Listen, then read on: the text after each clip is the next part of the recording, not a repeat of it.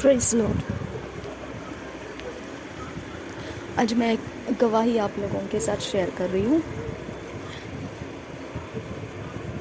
पिछले दिनों में आपने देखा होगा कि मैं रैप्सोडी ऑफ रियलिटीज़ अपलोड नहीं कर रही थी, जबकि मेरे पास सारे रैप्सोडी ऑफ रियलिटीज़ रेगुलरली चलते हैं और रेगुलरली मैं मेडिटेट कर रही हूँ। रेगुलरली वो अपलोड करने की जगह हमें अपलोड भी करना है और उसको सिर्फ मैं पब्लिक में नहीं ला रही थी, प्राइवेट में रख रही थी, क्योंकि मैं ये गवाही बनने का इंतज़ार कर रही थी। मैंने परमेश्वर से बोला था कि तू कह रहा है मैंने ये फॉलो करना है तो मैं कर रही हूँ, और मुझे परमेश्वर ने बोला था मैं ये सब करते हुए तुझे लेवल्स में से चेंज करते हुए उन्नति कराऊँगा, इसके लिए तूने ये सब करना है। तो मैंने वो फॉलो कर लिया, और जहाँ से आप देखते हैं कि मैंने पूरी बाइबल रीडिंग कुछ साल पहले 2-3 साल पहले का आप देखेंगे यूट्यूब में, तो पूरी बाइबल को मैंने कंप्लीट किया था रीडिंग। फिर उसके बाद हमने थोड़ा थोड़ा रीडिंग स्टार्ट किया था। ANM मिनिस्ट्री का जो वर्ड आता है डेली, वो हमने पढ़ना शुरू कर दिया था। उसके बाद उसके पेजेस मुझे अवेलेबल नहीं हो रहे थे तो वो रुक गया था, लेकिन मैंने फिर दूसरे तरह से अपनी तरफ से भी स्टार्ट कर दिया था पढ़ना। और फिर ऐसे करते करते मैंने फिर रैप्सोडी ऑफ रियलिटीज़ में मुझे इनकरेज किया गया सिस्टर के द्वारा। तो मैंने पहले इनकार किया था, लेकिन फिर बाद में मैंने उसको भी एक्सेप्ट किया और वहाँ से फिर हमारा रेगुलर रीडिंग स्टार्ट हो गया। मैंने हर समय देखा है परमेश्वर उन्नति कराता है। ओके, हम जब भी परमेश्वर का कुछ भी काम रेगुलर करते हैं तो हमारी उन्नति होती है। ओके, तो अब एक समय आ गया था मेरा उन्नति, हम सब इकट्ठे जब चल रहे, हम सब का उन्नति एक लेवल तक हो चुका था, एक लेवल तक हो चुका था। तो जब प्रॉफिट शेपर्ड बुशीरी जी का बेटी एक्सपायर्ड हो गए थे, तब मुझे परमेश्वर ने बोला था यही वो इंसान है जो इस दुख और पीड़ा के अंदर से जो अब मेरा पीछा करेगा और मुझसे पूछताछ करेगा, तब तुझे बहुत सारे जवाब मिलेंगे। तो मैंने वैसे ही फॉलो किया। मैंने बोला ठीक है प्रभु, जब तक वो पीड़ा में है और वो अपलोड कर रहे थे तब तक मैंने उनको अपलोड करने दिया। मैंने देखा नहीं, सुना नहीं, कुछ भी उनको फॉलो नहीं किया, क्योंकि परमेश्वर का जो कैच है हमारे ऊपर, ओके, वो कनेक्ट करता है हमको। तो इसके लिए मैंने अपना मन उनके ऊपर से हटा लिया था, क्योंकि अब वो सीखने वाले हैं, अब वो कुछ जानकारी रखने वाले हैं, अब कुछ जानकारी रखकर फिर वो बाहर निकलने वाले हैं, तब मुझे उनसे कुछ प्राप्त होने वाला है। तो मैंने इंतज़ार रखा था और मैंने ध्यान हटा लिया था उनके ऊपर से। हाँ बिल्कुल, हम लोग सब प्रार्थना में थे उनके बारे में, लेकिन फॉलो नहीं कर रही थी मैं उनको। तो उसके बाद एक समय आ गया कि मैंने ज़िद लगाया। मैंने बोला लॉर्ड, मेरा लेवल बहुत चेंज हो चुका है, हम सबका लेवल चेंज हो चुका है, जो हम चल रहे ये सारे चीज़ों के साथ जो तू हमको गाइड कर रहा है, लीड कर रहा है, बहुत ज़्यादा हद तक हम ऊपर उठ चुके हैं, लेकिन हम जिस लेवल में हैं हमको उसकी जानकारी नहीं है। ओके, और मैं बिना जानकारी के आगे बढ़ना नहीं चाहती हूँ। मुझे जानना है कि मैं कौन से लेवल पर आ चुकी हूँ, मुझे जानना है, तभी मैं आगे बढ़ूँगी। तो एक्चुअली देखा जाएगा ना, तो मैं आपको एक गवाही है ये मेरी, मैं कभी भी अभी तक, मैंने जब से प्रभु में आई हूँ, मैंने कभी भी परमेश्वर से ये नहीं मांगा है कि मुझे बता ये क्या है। ओके, कभी नहीं मांगा। मैं एक अंधे को जैसे चलाता है परमेश्वर, वैसे मैं उसके पीछे पीछे दौड़ते रहती हूँ। वो मुझे बोलता है लेफ़्ट तो मैं लेफ़्ट, और वो बोलता है राइट तो राइट, मैं वैसे, वो बोलता है स्टॉप तो मैं स्टॉप, वो कहता है वैसे मैं आगे बढ़ते जाती हूँ। इसके लिए मेरा स्टेबिलिटी कोई भी चीज़ में दिखाई नहीं देता है। कभी मैं प्रेयर में ज़्यादा रहती हूँ, कभी मैं बाइबल रीडिंग में ज़्यादा रहती हूँ, कभी मैं वर्शिप में ज़्यादा रहती हूँ। देखो, शत्रु जब आपको रोकने की कोशिश करता है, वो चारों ओर से रोकने की कोशिश करता है। अगर आप प्रेयर का लेवल में बढ़ने जाओगे, तो बढ़ते जाओगे, तो वहाँ पे आके वो आड़े खड़ा हो जाएगा।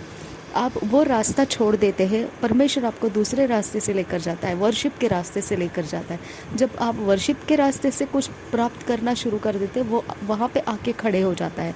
तो हर रास्ता परमेश्वर हमको अलग अलग तरीके से चलाता है। तो हमारे अंदर के हर एक काम जो है वो बहुत भिन्न भिन्न दिखाई देते हैं, बहुत ही अस्थिर दिखाई देते हैं। ओके, अगर आप ये अस्थिरता को एक्सेप्ट नहीं करेंगे, अगर आप एक ही एक को पकड़ के बैठने की कोशिश करेंगे, तो आप ट्रेन हो जाएंगे, आप मास्टर बन जाएंगे। ओके, तो मेरे बारे में ऐसा हो गया कि मुझे jack of all master of none ऐसा हो गया। मतलब हर एक चीज़ में परमेश्वर ने मुझे बाहर निकाला, बाहर निकाला, बाहर निकाला। चलो ये रास्ता बंद किया, कोई बात नहीं, अब ये वाला असाइनमेंट लो, ये पूरा करो, कोई बात नहीं। अब ये भी असाइनमेंट में रोक दिया, ठीक है, ये फैमिली है, इनके लिए प्रेयर करो, इनको छुड़ाओ, ठीक है, वो भी रास्ता ख़त्म, अभी वो उसका काम बाकी नहीं है क्योंकि वो एक छोटा सा काम था। फिर ठीक है, अब ये बाइबल रीडिंग वाला काम स्टार्ट करो। फिर ऐसे करते करते करते जितना मेरे अंदर का भिन्नता, ओके, अलग अलग चीज़ परमेश्वर ने मुझ में से उठाया है, तो वो गवाही देता है कि परमेश्वर अटके हुए समय में से मुझे एक ऑप्शन देता रहा। जहाँ पे परमेश्वर देखता था कि इसको अब यहाँ से आगे जाने नहीं दिया जाएगा, तो अब परमेश्वर मुझे देता है ये वाला करना है अभी। ओके, तो मैंने ये बार जो अपोजिशंस, जो परेशानियाँ मुझे रैप्सोडी ऑफ रियलिटीज़ में अपलोड करने में आ रही थी, तो मैंने परमेश्वर से सवाल किया कि मैं कोई तो ऐसे लेवल में हो चुकी हूँ जहाँ पे शैतान मुझसे डरने लगा है। ओके, तो मैंने परमेश्वर से मांगा, मैंने बोला अब मुझे जानना है ये। ओके, अब मुझे जानना है ये, ठीक है, अब मैं जानना चाहती हूँ कि अब मैंने यहाँ पे अज्ञानता के साथ मैं आगे नहीं बढ़ना चाहती हूँ। ओके, मैंने परमेश्वर, अब मैंने बोला कि लॉर्ड अब मुझे बता कि मैं कितना हद ऊंचा उठ चुकी हूँ। ओके, तो मुझे कोई जवाब नहीं आया। परमेश्वर ने इंतज़ार में लगाया और मैंने इंतज़ार किया। मैंने कोई प्रेयर्स में ज़्यादा समय नहीं दिया, यानी कोई विशेष प्रेयर जैसा वॉरफेयर प्रेयर्स या कोई समस्या से हटने का प्रेयर्स, ऐसा कुछ नहीं किया। मैंने सिर्फ फास्टिंग किया और प्रेयर्स किया, जो साधारण तौर पर रहता है कि मैं तुझे समर्पित हो जाती हूँ परमेश्वर, ऐसा प्रेयर्स मैंने किया। ओके, और वो भी मैंने लंबे समय वाले फास्टिंग्स किए। और मैंने उस समय भी किसी के सामने मैंने ऐसे बोला नहीं कि हम फास्टिंग कर रहे, ऐसा कुछ नहीं बोला। मैंने बोला अब ये मेरा पर्सनल है। ओके, अब मैं ये पर्सनली परमेश्वर से कलेक्ट कर रही हूँ। तो मैंने आपके सामने भी रैप्सोडी ऑफ रियलिटीज़ नहीं लाया क्योंकि मैं परमेश्वर से पर्सनली जानना चाहती थी कि ये क्या है मेरा, कौन सा प्लेटफॉर्म मेरा अब इस समय मैं खड़ी हूँ, मुझे क्लियरली बता, तब मैं आगे बढ़ना चाहूँगी। बिना जाने मैं एक स्टेप भी आगे नहीं लेना चाहती। तो परमेश्वर ने मुझे, फिर एक समय बीत गया और धीरे धीरे परमेश्वर ने मेरा एक ध्यान लाया। एक दिन अचानक से मैंने एक हफ्ते पहले देखा, प्रॉफिट शेफर्ड बुशीरी जो है वो डायमेंशंस के विषय में बात कर रहे थे। और इसके विषय में एक्चुअली देखो, मैं आपको बताती हूँ, जब तक परमेश्वर से आप कांटेक्ट में नहीं आओगे तब तक आपको ऐसे मैसेजेस हाथ नहीं लगेंगे। ओके, जो आपके सवालों का जवाब रहेगा उसमें ऐसा कुछ भी अवस्था आपके हाथ नहीं लगेगा। अब हमको परमेश्वर से कनेक्टेड होने की ज़रूरत है। हम बहुत बुद्धिमान समझेंगे अपने आप को कि हाँ अब हम ये है वो है, ऐसा नहीं है। सब कुछ परमेश्वर है, हम सिर्फ उसके पीछे पीछे चलने वाले लोग हैं। हम बॉस नहीं बन जाना है। ओके, हमारे अंदर का हर एक सिस्टम को परमेश्वर ने चेंज करना है। हमारे हर एक सिस्टम का मालिक, चलाने वाला परमेश्वर है। ओके, जब हम उसके हाथ में कठपुतली की तरह नाचेंगे ना, तभी हमारा कुछ बनता है। नहीं तो अगर हम सोचेंगे कि अब हम मसीह बन गए, हम बस यहाँ के वहाँ घुमा देंगे सब कुछ, ऐसा नहीं है। ओके, ऐसा नहीं है। हमको परमेश्वर अगुवाई करना चाहिए कि ये वाला चीज़ है, यहाँ पे तुझे कुछ करना है, वो वाला जगह है वहाँ पर तुझे कुछ करना है, इस जगह है यहाँ पे तुझे कुछ करना है। अगर परमेश्वर नहीं बोलता है ना, आप डम, डेफ, ब्लाइंड बने रहो, कोई फ़र्क नहीं पड़ता है। मतलब आपके इर्द गिर्द क्या हो रहा है इसके बारे में आप बिल्कुल निश्चिंत रहो। ओके, इसके बारे में कोई सवाल जवाब मत उठाओ जब तक परमेश्वर आपको कुछ नहीं बताता है।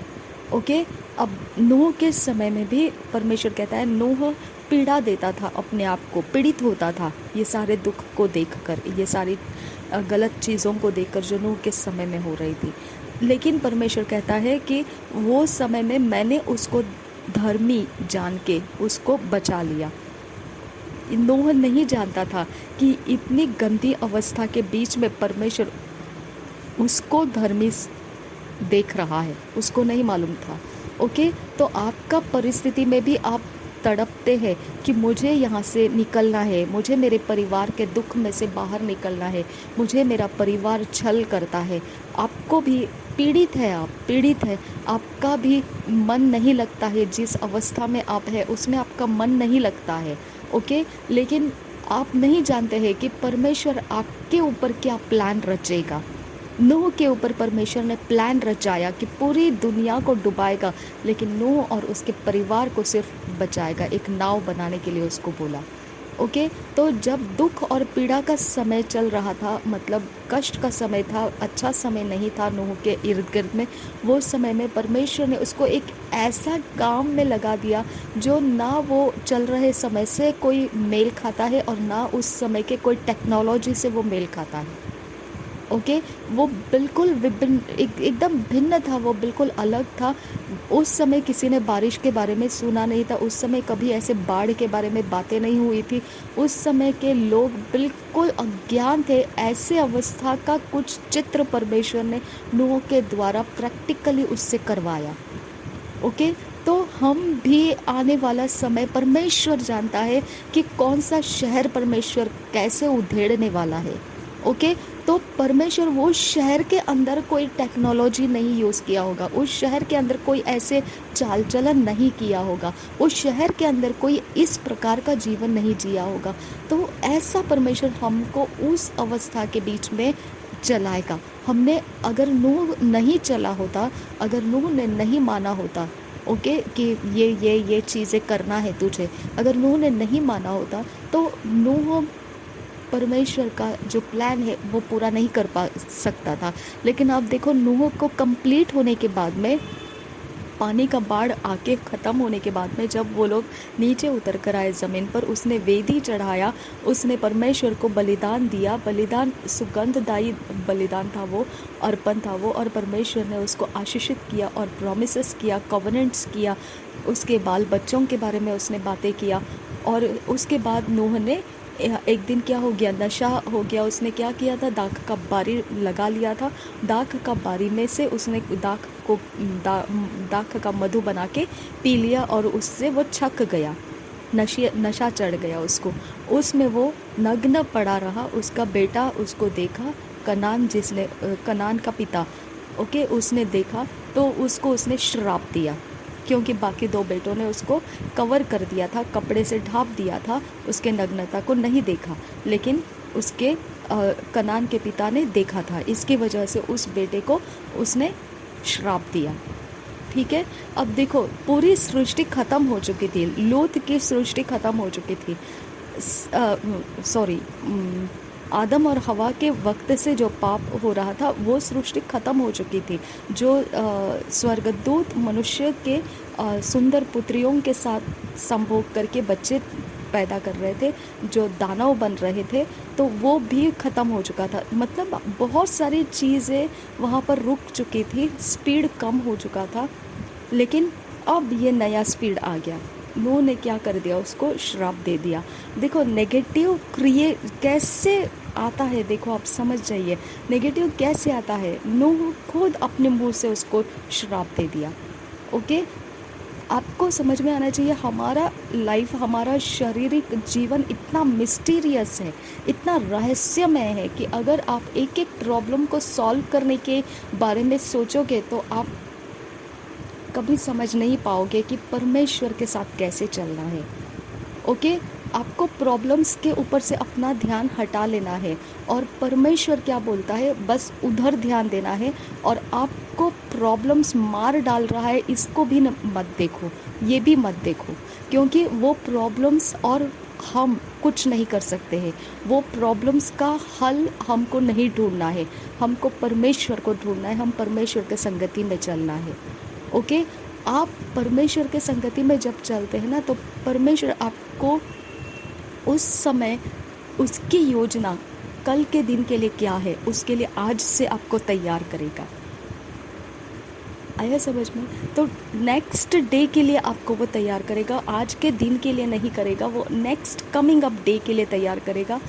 कमिंग अप डे में आप देखो, नूह जिस पीड़ा को सह रहा था, जो नाव बनाने के पहले की पीड़ा थी, दुख थी, वो पीड़ा को उसने क्या कर दिया, अब सब पानी के नीचे ख़त्म हो गया। उसको कितना अच्छा लगा होगा कि लॉर्ड सच में थैंक यू, मैं इतना पीड़ित था, मैं इतना दुखी था, मैं इतना दर्द हो रहा था मुझे कि कैसे लोग क्या क्या कैसे चल रहा है इस मेरे इर्द गिर्द में। ओके, तो उसको दुख नहीं हुआ होगा जब वो इस प्रकार से देख रहा है लोगों को पानी में डूबकर मरते हुए, इसको बिल्कुल दुख नहीं लगा रहेगा, क्योंकि वो थक चुका था उस दुख, वो पीड़ा देख के। ओके, और उसने भी परमेश्वर से पूछा ही होगा कि इसका क्या जवाब है, इसका क्या जवाब है ना? तो जवाब परमेश्वर के पास है, हमारे पास नहीं है। हमको पीड़ा के बीच में परमेश्वर के साथ संगति में चलना है। ओके, और जब मैंने ये साथ परमेश्वर का चला और मैंने बोला लॉर्ड मैं आगे नहीं जाऊंगी, मैं जब तक मुझे तू बताएगा नहीं मेरा स्टेप, मेरा प्लेटफॉर्म, मैं कौन से स्तर पर हूँ, मैं आगे नहीं जाऊंगी। ओके, क्योंकि हर एक प्रभु का दास, हर एक प्रभु के जन अभिषिक्त लोग मुझे कहते हैं कि आगे बढ़ो, कोई नहीं बात, आगे बढ़ो, आगे बढ़ो, कोई बात नहीं, आगे बढ़ो। अरे मैं बोलती थी आगे बढ़ो बढ़ो बढ़ो, आप लोग कह रहे हैं आगे बढ़ो, लेकिन मुझे कुछ समझ में नहीं आ रहा है। ओके, ऐसा एक अवस्था था मेरा, मुझे समझ में नहीं आ रहा था एग्जैक्टली मुझे आगे बढ़ो सब क्यों कहते हैं। ओके, तो मैं तो वैसे भी आगे ही बढ़ रही हूँ, मैं कहाँ पीछे हटी हूँ, मैं तो वैसे भी आगे ही जा रही हूँ। तो मैंने परमेश्वर से बोला ये क्या है परमेश्वर, ये लोग जो देख पा रहे हैं मेरे बारे में, मुझे क्यों नहीं दिख रहा है।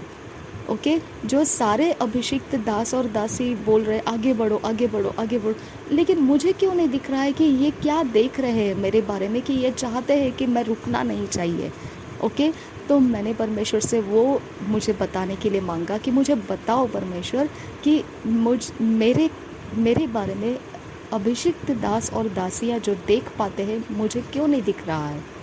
ओके, अब यहाँ पे है वो स्टोरी। ओके, परमेश्वर ने गवाही बनाया, मैंने ये क्वेश्चन डाला इसके बाद, और डोंट फॉरगेट, आप ये भूलो मत कि मैंने परमेश्वर को समय दिया कि वो रिवील करे मुझ पर। ओके, और मैंने परमेश्वर के संगति में वो चिंता को छोड़कर समय बिताया कि मुझे बताओ परमेश्वर मैं किस प्लेटफॉर्म पर है। मेरी ये चिंता को मैंने निकाल दिया दिमाग से और मैंने परमेश्वर में आनंद किया, परमेश्वर के शब्दों में आनंद किया, मैंने परमेश्वर के हर एक गुणों में आनंद किया, उसके हर एक अच्छे गुणों में मैंने आनंद किया, और कोई मैंने अपने दिमाग के ऊपर वो बोझ बनने नहीं दिया जिसके बारे में मैं परमेश्वर को सवाल रख चुकी थी। उसके बाद प्रॉफिट शेपर्ड बुशीरी जी एक प्रचार लेकर आए, third fourth dimension, first second dimension, first heaven, second heaven, third heaven, ये हेवन्स के डिफरेंट टाइप्स। ओके, और डायमेंशंस के डिफरेंट डायमेंशंस। ओके, तो इनके अंदर से मुझे पता चला कि मैं कौन से स्तर पर हूँ। लेकिन बात को ध्यान रखो, ये बस एक हफ्ते की बात में मुझे ये सब कुछ मिला है, और वही उनका प्रचार आया था, और उसी हफ्ते का वो प्रचार है। अभी एक हफ्ते का ये अंदर का ही प्रचार है। आपको ध्यान रखना है कि ये प्रचार पास्टर क्रिस भी कर चुके हैं 6-7 साल पहले। ओके, लेकिन मेरे हाथ ये कभी आया नहीं।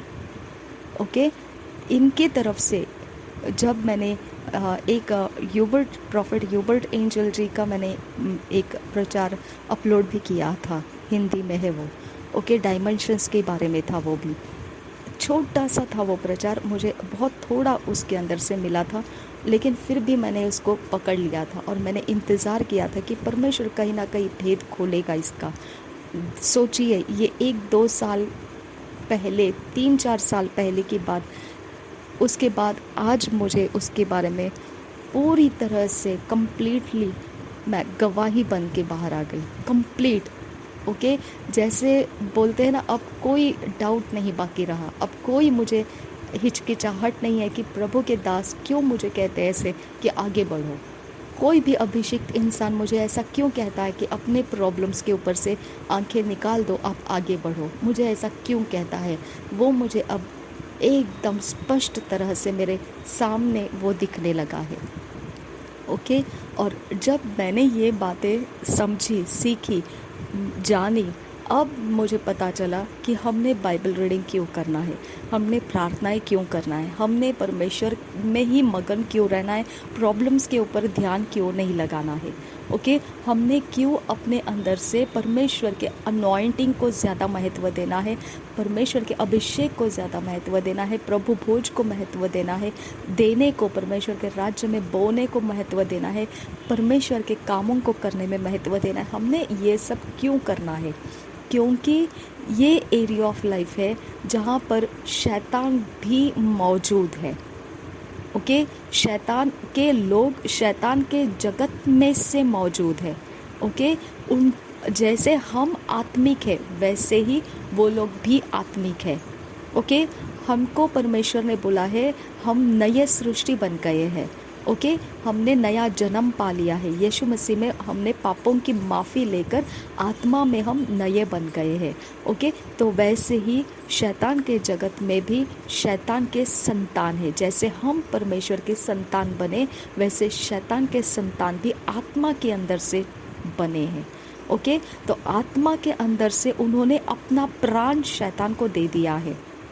समझ में आया? जैसा हमने प्राण अपना प्रभु यीशु को दे दिया तो हम परमेश्वर के संतान बने, वैसे ही ये शैतान के लोग शैतान को अपना प्राण दे चुके हैं, ओके। और वो उसको पिता मानते हैं, ओके। और वो उनका पूरा चलाने वाला है, उनका पूरा हक उन्होंने उसको दे दिया है, ठीक है। तो वो उनको अब वो रहस्य, वो भेद उनको बताता है, समझ में आया, जो साधारण मनुष्य नहीं समझ सकता है, ओके। इसके लिए पवित्र बाइबल में ये लिखा है पौलुस के पत्रियों में कि जो स्वाभाविक है वो आत्मिक नहीं समझ सकता है, और जो आत्मिक है वो स्वाभाविक को समझ सकता है और स्वाभाविक में बदलाव भी कर सकता है, ओके। तो आत्मिक में से ये लोग हमारे स्वाभाविक जीवन पे अटैक करते हैं, ओके। क्योंकि आत्मिक में कैसे उठना है ये शैतान उनको बताता है। जैसा एक एग्जाम्पल है एस्ट्रल प्रोजेक्शन का, ओके। वो अपने शरीर को पृथ्वी के ऊपर छोड़ देते हैं और निकल जाते हैं, ओके। सारी दुनिया के सैर करके आ जाएंगे कि कुछ भी जो उनको जहाँ उनको फ्रीडम है वो करके आ जाएंगे, ओके। ये कैसे क्या पॉसिबल हुआ? क्योंकि उन्होंने शैतान को अपना हक दे दिया है, ओके। अपना हक दे दिया, अपना अधिकार दे दिया, और शैतान को उन्होंने अपना मालिक बना लिया। अब वो मालिक का गुलामी करने में आनंद करते हैं। अब मालिक उनको फिर वो सारे रहस्य देता है, तुम शरीर कैसे छोड़ सकते हो। फिर वो शरीर छोड़ने के तरीके सीख लेते हैं, उसमें से शरीर छोड़कर बाहर आ जाते हैं। तो वो हो गया आपका चौथा डायमेंशन। समझ में आया? हमारा चौथा डायमेंशन क्या है? हम नए सृष्टि बन गए, हमने शरीर को छोड़ दिया और नया जन्म पा लिया, हम आत्मा में नए हो गए। तो हमारा आत्मिक जीवन ये चौथा डायमेंशन है। और शैतानी जगत के लोगों को शैतान ने रहस्य दिया किस प्रकार से आत्मिक बनना है, आत्मिक के अंदर से अपना जीवन जीना है। जैसा हम आत्मिक के अंदर से जीते हैं कि हम शरीर को तुच्छ जानते हैं और शरीर का हमारे साथ का कोई संबंध नहीं रखते हैं, ओके। यानी शरीर के काम क्या है, लुचपन, धोखा, ये वो सब, हम उसके पीछे नहीं जाते हैं, बराबर है। हमने वो सारे गंदे काम, वो पाप के काम छोड़ दिए हैं। ओके, और हम क्या करते हैं, हम पवित्रता के लिए अपने शरीर को जीते हैं। ओके, हम धर्म के कामों के लिए जीते हैं, हम सच्चाई के साथ परमेश्वर के वचन के साथ आज्ञा पालन में जीते हैं। बराबर है। तो उस तरह से शैतान के जगत के लोग भी अपने शरीर को उस व्यवस्था में जिलाते हैं जो शैतान चाहता है। ओके, अगर उस व्यवस्था में उन्होंने चलाया, तो फिर हम अगर परमेश्वर के पवित्र वचनों की व्यवस्था में, आत्मिक व्यवस्था में अगर अपने शरीर को चलाएंगे, फिर हम आत्मा में जी रहे हैं, वैसे ही वो फिर उनके दुष्ट आत्माओं के जगत में जी रहे होते हैं। ओके, तो हमारा आत्मिक लेवल जो है शैतानी जगत और हम चौथे डायमेंशन में एकत्रित हैं। समझ में आया? वहाँ पे हम आत्मा में एकत्रित है, यानी आप में और उनमें कोई अंतर नहीं है। आप अंतर तभी आपका दिखा सकते हो जब आप यीशु मसीह के लहू को पुकारते हैं, जब यीशु मसीह में कवर हो जाते हैं, जब यीशु मसीह के लहू की बातें बोलते हैं, जब यीशु मसीह के पुनरुत्थान की बातें बोलते हैं, जब यीशु मसीह के पुनरुत्थान के जीवन को जीते हैं आप प्रैक्टिकली। ओके, तब आपका आत्मा का जो उजियाला है, वो आपके आत्मा के इर्द गिर्द में जो दूसरे वर्ल्ड है, दूसरे आत्मिक सेनाएं हैं, जो दुष्टता के जगत के, जो शैतान के जगत के हैं, वो आत्मा के जन फिर आपके साथ फाइट करना स्टार्ट करते हैं, क्योंकि आप रोशनी में दिखाई देते हैं। ओके, वहाँ आपका युद्ध बनता है, वहाँ आपका फाइट बनता है। ओके, फिर आप शरीर में आप बोलोगे मैं गंदी सोच भी नहीं करता हूँ, मैं अच्छी चाल चलन चलता हूँ, मैं सब कुछ ठीक हूँ, मैंने कुछ गलत नहीं किया है, मेरे साथ क्यों ऐसा होता है? तो आपके शरीर को पीड़ा कहाँ से आ रहा है? आपका आत्मा का आप जो फॉलो कर रहे हैं वो उजियाला है। ओके, और शैतानी जगत के लोग जो फॉलो कर रहे हैं वो अंधेरा है, और वो भी आत्मा के चौथे लेवल में आपके साथ खड़े हुए हैं। ओके, और उनको वो उजियाल दिख रहा है। ओके, वो उजियाले को मिटाने की कोशिश करते हैं। उजियाले को कैसे मिटाया जाता है? जब आप बाइबल रीडिंग नहीं करते हैं, जब आप परमेश्वर के वचन के अनुसार नहीं जीते हैं, तो आप अंधकार के शारीरिक जीवन जीने शुरू करते हैं। आप लड़ाई झगड़े करेंगे, आप रगड़े झगड़े करेंगे, आप फ्रस्ट्रेट हो जाएंगे, आप निंदा करेंगे। ओके, आप गॉसिपिंग करेंगे, आप जो मन चाहे बदनामियाँ करेंगे, आप किसी के बारे में बुरा भला कह देंगे, आप किसी का नुकसान कर देंगे और खुश हो जाएंगे। ऐसा जो काम है वो आप करना क्यों शुरू कर देते हैं? क्योंकि आप उजियाले का काम नहीं कर रहे हैं। ओके, उजियाले का काम है बाइबल रीडिंग करना, प्रार्थना करना, उपवास करना, आराधना करना, प्रॉब्लम्स की तरफ से अपने मन को हटा लेना और परमेश्वर की तरफ अपना मन लगाना। ये उजियाला है। अगर ये करना आप बंद करेंगे ना, तो आप थर्ड डायमेंशंस में आ जाते हैं। ओके, थर्ड डायमेंशंस में फीलिंग्स से, सेंसेशंस से आपको समझ में आता है कौन आपके साथ क्या कर रहा है। ओके, वो फीलिंग्स, वो सेंसेशंस आपको उग्र बना देती है, एग्रेसिव बना देती है, फ्रस्ट्रेट कर देती है, निराश कर देती है, डिप्रेस कर देती है। जो चाहे वो आपका फिजिकल में आप अपने खुद के दुश्मन बन जाते हैं। ओके, आपको कोई कुछ नहीं कर रहा होता है। आपको ये लोगों ने क्या किया होता है? चौथे डायमेंशंस में, आत्मिक डायमेंशन कहा जाता है, जिसमें सारे मसीही भी है और दुष्ट आत्मा के लोग भी हैं। ओके, दुष्ट आत्मा के लोग आपका उजियाला बंद कर रहे हैं, आपके प्रार्थना बंद करते, आपके वचन पढ़ना बंद करते थे, आपका जो भी परमेश्वर की ओर आपका बढ़ने का आपके आत्मा को समझ आता है उसी के विरोध आ जाते हैं वो, ताकि वो सब बंद हो जाएगा। तो आप शरीर में फिर क्या करेंगे? आप शरीर के सेंसेस में बढ़ते जाएंगे। ओके, आप शरीर के कॉन्शियसनेस में बढ़ते जाएंगे। आपका शरीर आपको कंट्रोल करने लगेगा, आपका शरीर आपको बावलेपन से चलाना शुरू करेगा, पगलाए जैसे चलाना शुरू करेगा, क्योंकि आपका आत्मा क्या कर दिया गया है? डिस्कनेक्ट कर दिया। आपका परमेश्वर के साथ का संबंध डिस्कनेक्ट कर दिया। ये कर सकते हैं। ओके, ये कर सकते हैं ये दुष्टता के जगत के लोग।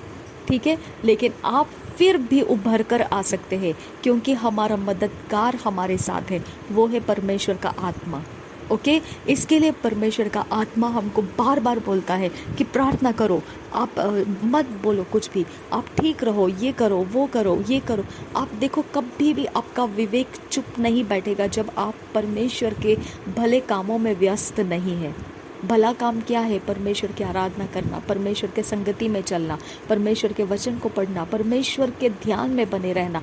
जब आप ये भले काम में नहीं रहते हैं, तब आपके अंदर पवित्र आत्मा आपको बार बार बुलाता रहता है, चलो करो, चलो करो। यानी वो 4th लेवल में से आपको पुकारता है, उठ जाओ 3rd लेवल में से, छोड़ दो झगड़े, छोड़ दो नफरत, छोड़ दो ये सारी मलिनता, छोड़ दो, निकल आओ वहाँ से। ओके, वो हमको स्पिरिट रियाम में बुलाता है। समझ में आया? जब हम स्पिरिट रियाम में आ जाते हैं, जब हम बाइबल रीडिंग करना शुरू करते हैं, तो हम स्पिरिट रियाम में चले जाते हैं। ओके, हम आराधना करना शुरू करते हैं, तो पवित्र आत्मा हमको स्पिरिट रियाम में ले लेता है। ओके, ओवरटेक कर लेता है हमको। ओके, और वो ओवरटेक करने के बाद में 5th डायमेंशन है। ओके, और 6th डायमेंशन है। जब आप ओवरटेक कर लिया पवित्र आत्मा ने आपको, फिर आपको पवित्र परमेश्वर के वचन को पढ़ते रहना है, पढ़ते रहना है, पढ़ते रहना है। आपका ऑपोजिशन होता रहेगा, आपका विरोध होता रहेगा, लेकिन आप पढ़ते रहना है, मनन करना है, परमेश्वर के वचन के ऊपर आराधना करते रहना है, ताकि वचन आपके समझ में आ जाए। क्योंकि वो अंधेरे के शक्तियाँ, अंधेरे के जन, ओके, उस जगह में मौजूद है जिस जगह में आप मसीही बने हुए मौजूद हैं। ओके, तो आप फ़र्क नहीं पड़ता है आप कितने पवित्रता का जीवन जी रहे हैं, फ़र्क इसमें पड़ेगा कि आप कितने अड़े के खड़े रहते हैं। ओके, फिर भी आप प्रभु के लिए कैसे जी रहे, प्रभु का वचन कैसे आप पकड़े रखे हैं, कैसे आप परमेश्वर के प्रकाशनों को अपने जीवन में उतार रहे हैं, अपने जीवन के अंदर चल रहे हैं उस प्रकाशन में। आपको ये सारा फिर 5th डायमेंशन में लेकर जाएगा। जब 5th डायमेंशन स्टार्ट होता है आपका, तो वहाँ आप परमेश्वर के वचन बोलते हैं, जितने हथियार मेरे हानि के लिए बनाए जाए उनमें से कोई सफल नहीं होगा। जो लोग मुद्दई होकर मुझ पर नालिश करें, उन सबों से मैं जीत जाऊंगा। आपने ये आत्मिक जगत में 4थे रियाम में आपने इसको पकड़ लिया। ओके, 4थे रियाम में अब यहाँ रहते हुए ही आपके सारे अवस्थाओं को पलटा देने का काम आप 5वें डायमेंशंस में से कर सकते हैं। 5वां डायमेंशन परमेश्वर के वचन को बोलकर शत्रु को हराना है। ओके, अपने कामों को सफल करना है, अपने कामों को स्थापित करना है। जो परमेश्वर चाहता है उन कामों को, आपकी इच्छाओं को, जो पवित्र इच्छाएं हैं उसको पूरा करना, ये 5वें डायमेंशन से किया जाता है। ओके, 5वें डायमेंशंस में प्रभु यीशु मसीह जो शरीर वचन देहधारी हुआ, वो डायमेंशन 5वां डायमेंशन है, जहाँ पर हम वचन बोलेंगे, वचन का रूप हम अस्तित्व में देखेंगे, प्रैक्टिकल में देखेंगे। ओके, अगर मैं बोलूँगी जितने हथियार मेरे हानि के लिए बनाए जाए उनमें से कोई सफल नहीं होगा, तो यहाँ पे आपने वचन बोला। ओके, लेकिन आप बहुत बार ऐसा देखते हैं कि काम हुआ नहीं। ओके, हथियार है अभी भी, तो आपको यहाँ पे ध्यान रखना है, 4थे डायमेंशन में आपका काम नहीं होगा, आपको 5वें डायमेंशन में चढ़ना पड़ता है। ओके, 5वां डायमेंशन ये है कि आपको ज़रा भी डाउट नहीं रहेगा कि आपका काम हो चुका है। ओके, आपने वचन के आधार से वो डाउट आपका खा जाता है, आप डाउट ख़त्म हो जाता है, डर ख़त्म हो जाता है। वहाँ आपका केवल और केवल विश्वास इतना क्लियर हो जाता है कि आपको कुछ भी डरा नहीं सकता है, कुछ भी आपको हलचल मचा नहीं सकता है, क्योंकि वो डायमेंशन ऐसा है जहाँ पर शैतान पहुँच नहीं पाता है, शैतान को परमिशन नहीं है उसमें आने का। ओके, फिर वहाँ से आप महिमा से महिमा की तरफ जाते हैं। लेकिन पौलुस ने क्या बोला कि मेरे शरीर में मैं इतना काम कर रहा हूँ, मैं इतने डायमेंशंस ऊंचे उठ चुका हूँ, तो भी मेरे शरीर में जो कांटा है उसके बारे में जब मैंने तुझसे प्रार्थना किया, तो तूने मुझे कहा कि जो मेरा अनुग्रह है वही तेरे लिए काफ़ी है। ओके, बस कुछ दिन पहले मेरे पास ये वचन आया और मैंने वो वचन मेरे दरवाजे के जो आई होल रहता है देखने के लिए बाहर कौन खड़ा है, तो वहाँ पे मैंने निकाल दिया था क्योंकि वो डिमोनिक बना दिया था आई होल को कांच में से, तो इसके लिए मैंने उसको तोड़ दिया, फोड़ दिया था। ओके, और फिर उस जगह में होल वैसे ही बाकी था, तो लोग वहाँ भी कुछ ना कुछ गलत काम कर रहे थे, तो मैंने उसके ऊपर, परमेश्वर के आत्मा ने मुझे बोला उसके ऊपर ये लगा, मेरा अनुग्रह तेरे लिए काफ़ी है, यानी मैं अब 5वें डायमेंशन में आ चुकी हूँ। समझ में आ रहा है आपको? 5वें डायमेंशन में जब आप आते हैं, वहाँ से आपका शत्रु के साथ जब मुकाबला होता है, आपका वॉरफेयर प्रेयर्स रिजल्ट्स लेकर आएगा। ओके, आपका वचन बोलकर शत्रु को हराना रिजल्ट्स लेकर आएगा। ओके, आपने वहाँ से कुछ परमेश्वर को डिमांड करना रिजल्ट्स लेकर आएगा। ओके, वहाँ से आपके डिज़ायर्स को आपने पूरा करना रिजल्ट्स लेकर आएगा। समझ में आया? तो आपका चौथे डायमेंशंस रिजल्ट्स नहीं देता है, आपका चौथा डायमेंशंस पूरे संघर्ष से भरा रहता है। चौथा डायमेंशन आपको सिर्फ यहाँ तक ही संभालना है कि आप अपने प्रॉब्लम्स के ऊपर से नज़र हटा देना है। ओके, और उजियाले को आप बनाए रखना है अपने ऊपर।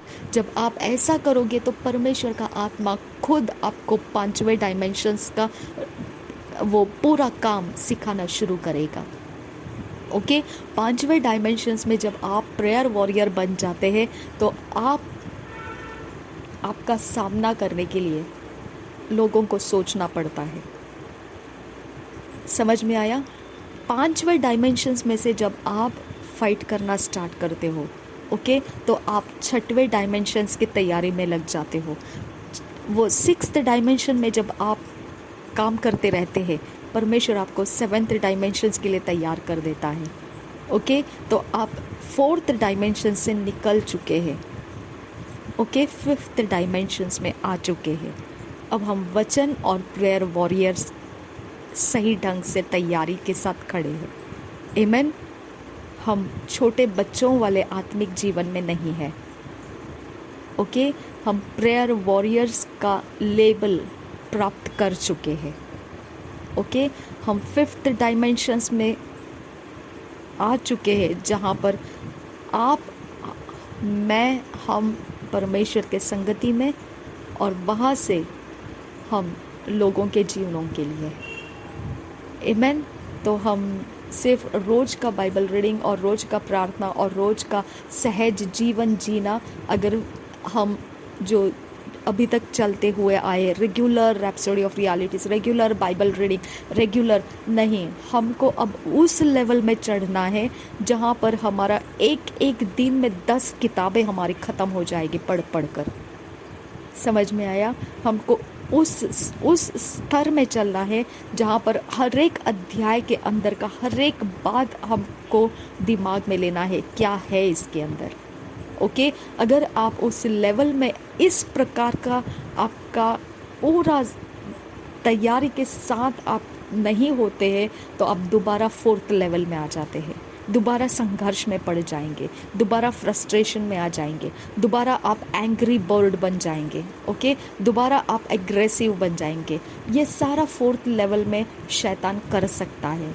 ओके, आप उस स्तर में आने के बाद आप नहीं, आपको कंट्रोल हो रहा है, आप सहन नहीं हो रहा है, ऐसा बोलना शुरू करते, तो वो हो गया, फिर आप दोबारा 3rd लेवल में आ गए। ओके, दोबारा आप नीचे के लेवल में आ गए जो शारीरिक लेवल है। ओके, इसके लिए पास्टर क्रिस एक दिन बोल रहे थे ऐसे उनके प्रचार में कि मैंने तुमको उकाब की नई उड़ने के लिए बुलाया था। ओके, तुम ज़मीन पर क्या कर रहे थे? ओके, उस ज़मीन के ऊपर तुम्हें किसने रुकने के लिए बोला था? ओके, जब परेशानी आपको पछाड़ती है तो वो ज़मीन की बातें हैं, वो शरीर की बातें हैं, वो मिट्टी की बातें हैं।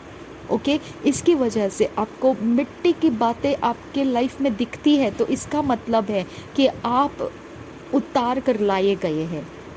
ओके, आपको चढ़ना है ऊपर 5th डायमेंशन में। ओके, आप दोबारा चढ़ सकते हैं और पवित्र आत्मा आपका सहायक है, वो आपको बुलाता रहता है। ओके, वो आपको मांगता रहता है, निकलो वहाँ से, निकलो वहाँ से, निकलो, आप प्रेयर करो, निकलो वहाँ से, फास्टिंग करो, निकलो वहाँ से, आप निकलो वहाँ से। तो आपने क्या करना है? उसकी आवाज़ को आपने फॉलो करना है।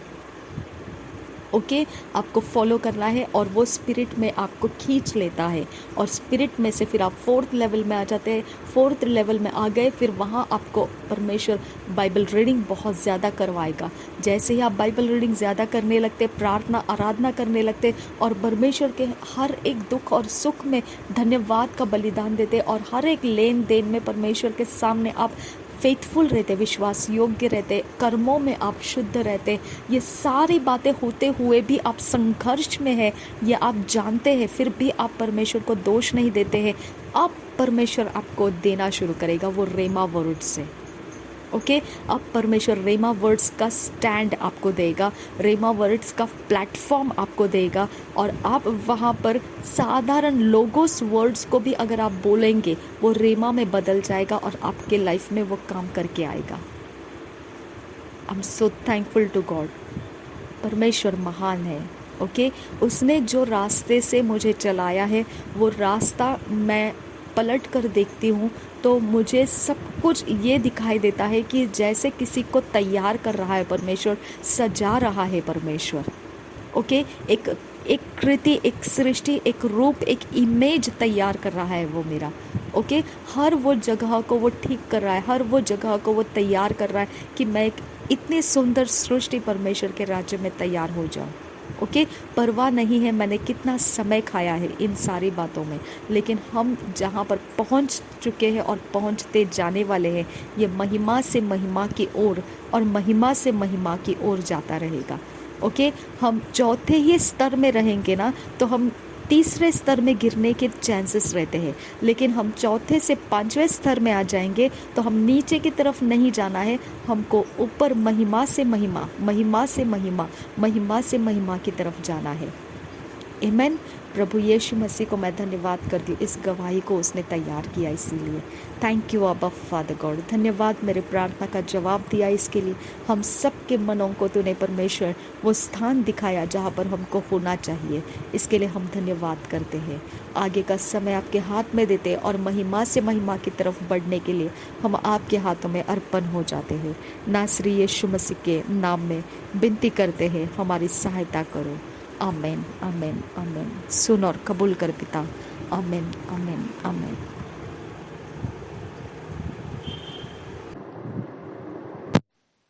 मैं आपको ये बताना चाहती हूँ कि आप समय के बाहर चलिए। ओके आप समय के अंदर मत चलिए। जैसा आपको अगर आपका बर्थडे है for example, okay for example मैं आपको बता रही हूँ 10th मई आपका बर्थडे है, तो आप 10th मई के अंदर मत आप इंतज़ार कीजिए कि 10th डे आएगा और मई मंथ आएगा और फिर मेरा बर्थडे सेलिब्रेट करेंगे, ऐसा नहीं है। ओके आपको उसके टाइम के अनुसार नहीं चलना है। अगर टाइम को आप देखेंगे, घड़ी को देखेंगे आप, तो घड़ी का आवर्स, सीजन्स, ओके ये सारे लोग जो फॉलो कर रहे हैं वो डिस्ट्रक्शंस की तरफ जा रहे हैं। ओके वो डिस्ट्रक्शंस को काउंटिंग कर रहे हैं, अभी कितना समय बाकी है और अभी कितना समय बाकी है और ओके तो हमारे लिए परमेश्वर ने इटर्नल लाइफ लाया है। इटर्नल लाइफ में कोई डेट्स नहीं रहती है। ओके हमारा नया जन्म हो चुका है। देखो जैसा आप अपने आप को चेंज करोगे, आपके थिंकिंग आपके चेंज होनी ज़रूरी है। जो परमेश्वर का वचन कहता है उसके अनुसार आपका थिंकिंग हो जाना चाहिए, आपका इमेजिनेशन हो जाना चाहिए, क्योंकि ये एरिया ऑफ लाइफ है जो आपको 5th डायमेंशन में बनाए रखता है। ओके आपका थॉट लाइफ अगर आपने उसी प्रकार से रखा जो आप एक साधारण जीवन, स्वाभाविक जीवन जी रहे थे मसीह के पहले, ओके वही तरह से अगर आप सोचोगे कि वहाँ सब कुछ लिमिटेड है, सब कुछ वहाँ पर सीमित है, कुछ भी आपको फ्रीडम नहीं रहता है। ओके स्वाभाविक जीवन में जो शारीरिक जीवन है वो स्वाभाविक जीवन है, उसमें आपको फ्रीडम नहीं रहता है, उसके अंदर रूल्स रहते हैं, रेगुलेशंस रहते हैं, कंडीशंस रहते हैं, उसके बिना कुछ बनता नहीं है। ओके लेकिन स्पिरिट में आने के बाद में आपके रूल्स चेंज हो जाते हैं। ओके यहाँ पे आपको परमेश्वर का वचन लिमिट बताता है। आपका परमेश्वर का वचन आपको लिमिट के बाहर चला रहा है, इटर्नली चला रहा है, अनंत काल के जीवन में चला रहा है। तो आपके शरीर को आप इस समय के दौर से नहीं चलाना है।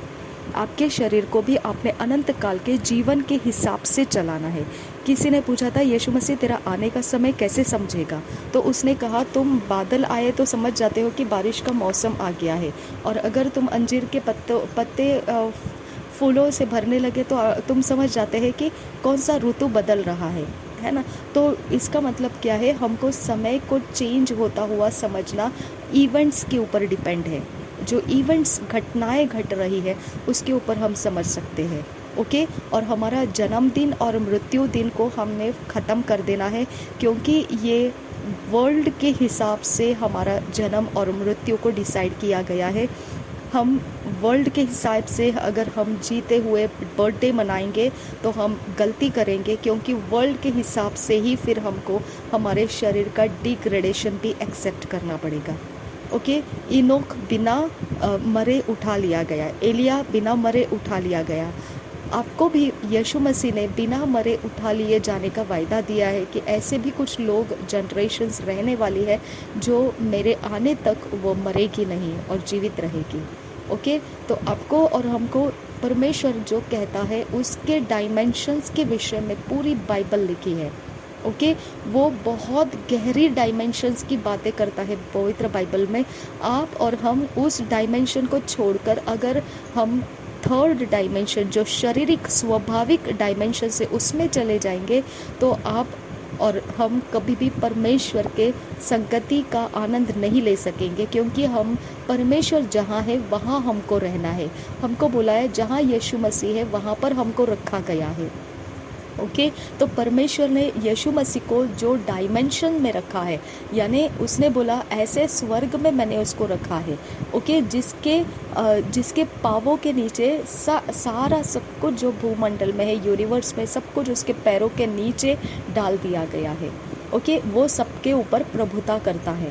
तो आपको first sky, first heaven, second heaven, third heaven, ये सारे हेवन की जानकारी अगर नहीं है तो आपको ये भी जानकारी नहीं रहेगी कि आप कौन से हेवन में हो। समझ में आया?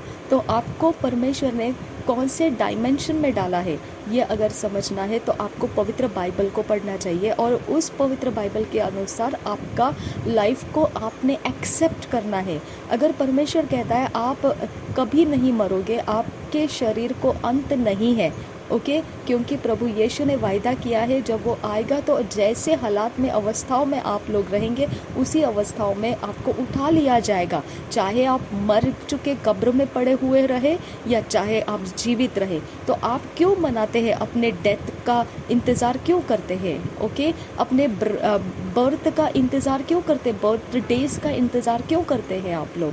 आपने नया जन्म पाया है, उसी को आप बर्थ डे मानो। ओके, आप बर्थ ले चुके हैं, आप बर्थ डे डेली सेलिब्रेट कर रहे हो, आपका रोज़ नया जीवन है। अगर आपकी मानसिकता में आपको ये लेना नहीं आता है तो आपको शारीरिक जो कष्ट है उससे भी आपको छुटकारा नहीं है, क्योंकि ये डायमेंशंस के आधार से आपके कष्ट है। आपकी सोच आपको डायमेंशन में बनाए रखती है। ओके, आपकी सोच आपको बताती है कि आपका फीलिंग्स के साथ कनेक्टेड रहो, आपके सेंसेशंस के साथ कनेक्टेड रहो। इसके लिए लोग अगर बोलते हैं ऐसा कि हाँ तुमको कैंसर है, कोई बात नहीं है, कोई बात नहीं है, तुम्हारा दर्द बस दूर करो, अपने दिमाग को उसमें से हटा लो, तो ऐसा नहीं होता है। वो दर्द में पड़ा हुआ इंसान है, उसको छुटकारे की ज़रूरत है। ओके, वो दर्द में पीड़ित है। तो इसका मतलब क्या बनता है कि इसका मतलब है वो तीसरे डायमेंशन में उसको कैद कर लिया गया है, उसको छुड़ाना है आपने। समझ में आया? तो आपने उसको ये नहीं बोल सकते कि आप मसीह हो, कोई बात नहीं, कोई बात नहीं, आपको दर्द हो रहा है, कोई बात नहीं, ऐसे ही पड़े रहो। नहीं, आपको छुड़ाना है उसको। ओके, तो आप उस डायमेंशन में पहुँचे हुए हो जहाँ से आप बंधे पड़े लोगों को छुड़वा सकते हो। आया समझ में? तो बंधे पड़े लोग क्यों बंधुआई में है? उनके थॉट्स के कारण है। वो इस जगत के थॉट्स के अनुसार अपने आप को देखते हैं। जहाँ उनका थॉट्स है वहीं पर उनकी सारी शरीर की अवस्था रहेगी। ओके, आपका थॉट अगर कंटिन्यू आपके प्रॉब्लम्स के ऊपर फोकस करेगा तो आपका शरीर उस प्रॉब्लम को महसूस कर सकेगा, वो कभी उस प्रॉब्लम से अलग नहीं हो पाएगा।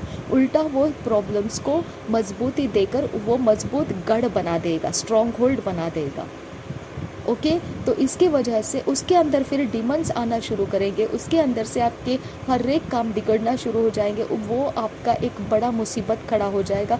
उससे अच्छा आप समझो ये बात को कि आपका कोई फेस्टिवल, चाहे क्रिसमस रहे चाहे कुछ भी रहे, ओके, आप उसको बिल्कुल भी समय के अनुसार नहीं देखना है।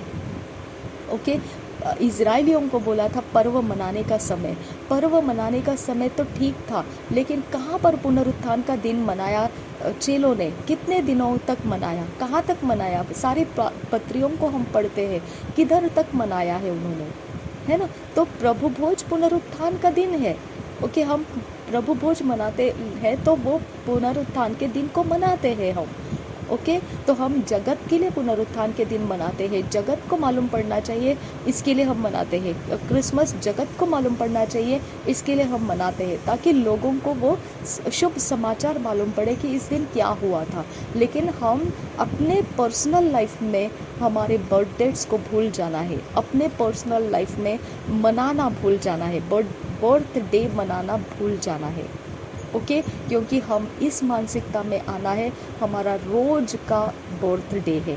आप ये मत भूलो कि आप कौन से दिन, कौन से साल, कौन से महीने जन्म लिए थे, ये मत भूलो, लेकिन आप वो महीने का इंतज़ार मत करो, वो दिन आज ही है, ये देखते हुए आपने मनाना है।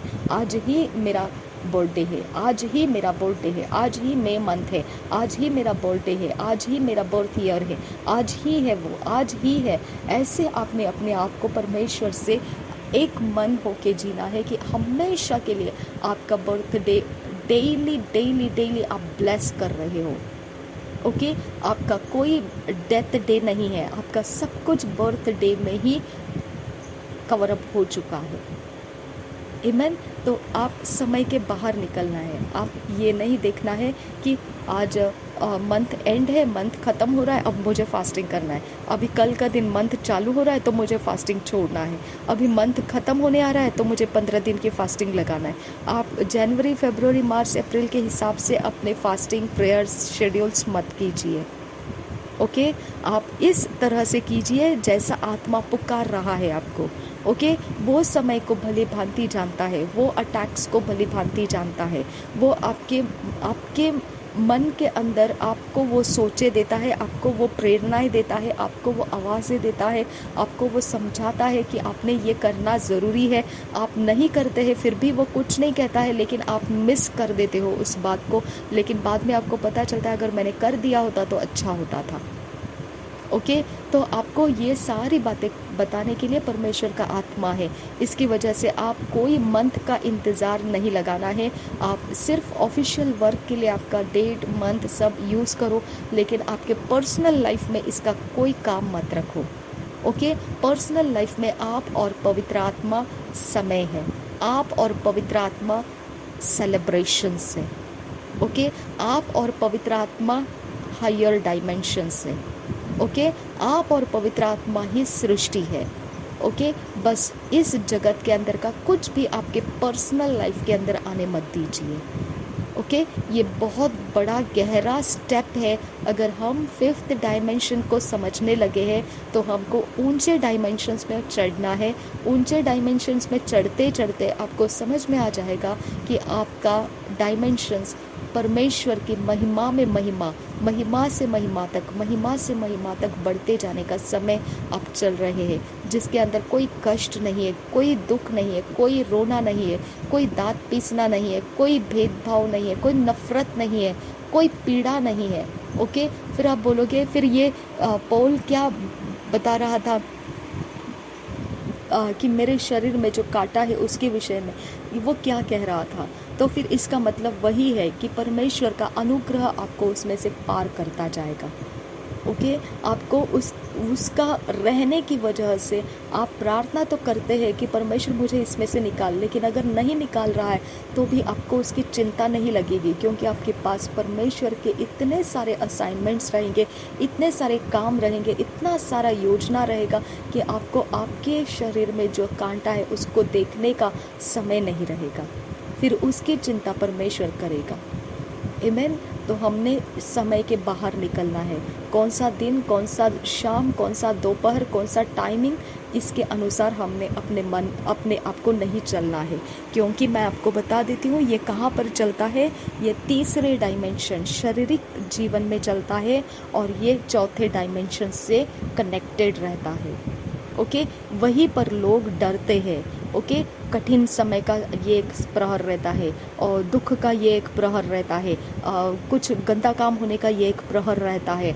ये सारे प्रहर ऐसे रहते हैं। वो प्रहर मानना चाहिए, ये प्रहर में बाहर नहीं जाना चाहिए, ये प्रहर में वो नहीं करना चाहिए, ये प्रहर में ऐसा नहीं करना चाहिए। ये सारा चीज़ थर्ड डायमेंशंस को ठीक ठाक रखने के लिए फोर्थ डायमेंशंस में से स्पिरिचुअल जो लोग हैं, ओके, शैतानी जगत के, वो उन सारे समयों को मानते हुए चलते हैं। ओके, अब अगर आप उन्नति नहीं किए हुए हैं तो आप भी फोर्थ डायमेंशंस में है। अभी आपको वचन को लेकर प्रार्थना करना नहीं आ रहा है, वचन को लेकर आप प्रार्थना नहीं कर पा रहे, वचन सीख नहीं पा रहे, वचन धीरे धीरे पढ़ रहे, धीरे धीरे समझ रहे, तो आप चौथे डायमेंशन में है। तो आपको भी इसका ध्यान रखना पड़ेगा कि आप ऐसे समयों से परमेश्वर से प्रोटेक्शन मांगते हुए चलना है। ओके, क्योंकि ये चौथे डायमेंशंस की कहानियाँ है सारी। ओके, अगर आप परिपक्व हो चुके हैं, आप परमेश्वर के संगति में एक हो चुके हैं, आप परमेश्वर के वचन को समझने लगे हैं और परमेश्वर के भेद समझते हुए आप प्रेयर वॉरियर के स्थान पर चढ़ चुके हैं, अब आप पांचवें डायमेंशंस में से परमेश्वर के वचन को बोलकर अपने प्रॉब्लम सॉल्व करते जा रहे, तो महिमा से महिमा की तरफ जा रहे। आपको शरीर के प्रॉब्लम्स परेशान नहीं कर रहे, तो आप महिमा से महिमा की तरफ जा रहे हैं। ओके, तो आप उस स्थान में जाने के बाद आप कभी घड़ियों की परवाह नहीं करना है। ओके, कोई भी घड़ी क्यों ना रहे, वहाँ पर परमेश्वर और आप जिम्मेदार हैं। ओके, पवित्र आत्मा और आप एक मन होकर जिम्मेदार है उस घड़ी को पार करने के लिए। ओके, तो ये नहीं है कि आपको कोई संकट नहीं आएगा, ये नहीं है कि आपको कोई प्रॉब्लम नहीं आएगा, लेकिन वो एरिया ऑफ लाइफ परमेश्वर और आप दोनों एकत्रित होने की वजह से आप एक अलग तरीके से उससे निपट कर बाहर निकलते हैं। ओके, तो इसके लिए आपको घड़ियों के शिकार में नहीं चलना है, उसका चक्र में नहीं चलना है। वो चौथे डायमेंशन की कहानियाँ है, उसमें से आपका जीवन कभी भी पांचवें डायमेंशन में नहीं आएगा। ओके, आप चौथे डायमेंशन में अमृत समय रहता है। ओके, अमृत समय में लोग शरीर के जीवन में सब कुछ जो अच्छा भला है वो सब करते हैं, शुभ कार्य करते हैं। ओके, दूसरा कौन सा है, ऐसा कुछ समय है जिसमें सब भक्ति करते हैं। ओके, तो ऐसा समय रहता है कि आपको एकदम भक्ति करने का मन होता रहेगा। ऐसा समय रहता है कि आपके अंदर पूरे फ्रस्ट्रेशन आया रहेगा। ऐसा समय रहता है कि आपको ऐसा लगेगा कि बस क्या करूं और क्या नहीं, एकदम दुविधा परिस्थिति रहेगी। ओके, ये सारे घड़ी के चक्र होते हैं। ये घड़ी के चक्र शरीर के जीवन में प्रभाव दिखाते हैं, क्योंकि ये हर एक घड़ी के पीछे चौथे रियाम में, ओके, दूसरे स्वर्ग में, ओके, ऐसे कोई शारीरिक जीवन को नियंत्रित करने वाला एक ऐसा संस्था है। ओके, सिस्टम है ऐसा, ठीक है, ऑर्गेनाइजेशन है इनविजिबल। जैसे चांद, सूरज, सितारे है, वैसा ही वहाँ पर भी है। और वो एक भक्ति के नाम के साथ जाने जाते हैं। ओके, उनका नियंत्रण है मनुष्य के ऊपर। ओके, तो मनुष्य पृथ्वी के ऊपर से शारीरिक के अंदर से आत्मिक होना चाहता है, तो उस दूसरे स्वर्ग के चीज़ों को वो वर्शिप करता है, आराधना करता है। ओके, चांद को, सूरज को, तारों को, ओके, वहाँ पर वो आराधना करता है। उधर के प्लैनेट्स को वो आराधना करता है। ओके, अब वो आराधना किए गए सारी चीज़ें जो है वो शक्ति प्रदान करती है, और वो शक्ति प्रदान किए हुए दिन रहते हैं, तो उनके लिए आपका शारीरिक जीवन नियंत्रित किया जाता है, उस सिस्टम के अनुसार आपको चलाया जाता है। इसकी वजह से आप उस सिस्टम के अनुसार नहीं चलना है, आपको उसमें से अलग होकर परमेश्वर के सिस्टम में चलना है। आपको पवित्र आत्मा सब कुछ सिखाता है, सब कुछ बताता है, और पवित्र आत्मा के सिस्टम में जो भी आए, हो सकता है उस समय अमृत का समय और पवित्र आत्मा भी आपको कुछ ऐसे ही करने बोल रहा है जो भक्ति का समय है। ओके, तो आपको लगेगा कि ये भक्ति का समय तो अमृत समय इन लोगों का घड़ी का अनुसार है, तो मेरे साथ क्यों ऐसा हो रहा है, मेरे पास ये भावनाएं क्यों आ रही है ऐसे भक्ति करने की। तो ज़रूरी नहीं है, परमेश्वर का आत्मा जानता है कि आपको उस समय भक्ति क्यों करना है। परमेश्वर का आत्मा जानता है कि आपको उस समय परमेश्वर के लिए क्या करना है। इसके लिए आपका ध्यान परमेश्वर के ऊपर लगाना है। परमेश्वर का आत्मा समय है आपका, उस समय के अनुसार चल रहा है। कुछ भी आप अपना पर्सनल कोई भी समय के अंदर इंतज़ार में मत डालो, सब कुछ समय के बाहर निकाल लो। पवित्र आत्मा से आपने वो सब कुछ प्राप्त कर लिया है, उस खुशी में आप चलो। आमीन। प्रभु यीशु मसीह हम सबके साथ बना रहे। आमीन, आमीन।